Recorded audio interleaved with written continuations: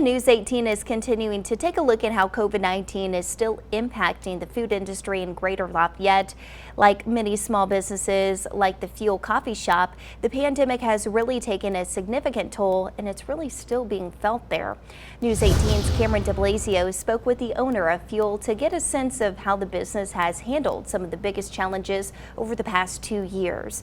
So Cameron, how has the coffee shop really kind of navigated through this crazy pandemic? Yeah, Marley, owner Colleen Mathews says what started out feeling like a sprint has now become a marathon as she and her employees handle the lingering challenges of COVID-19.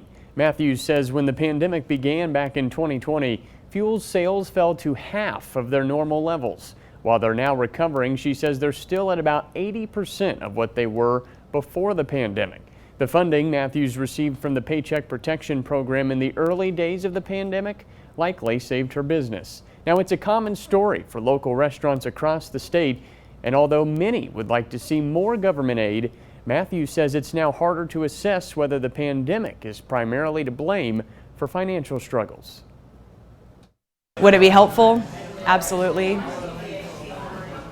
But it's hard to really pin that on the pandemic, rather than just the nature of a small business, a restaurant that's trying to make it on its own without the benefit of big corporate padding.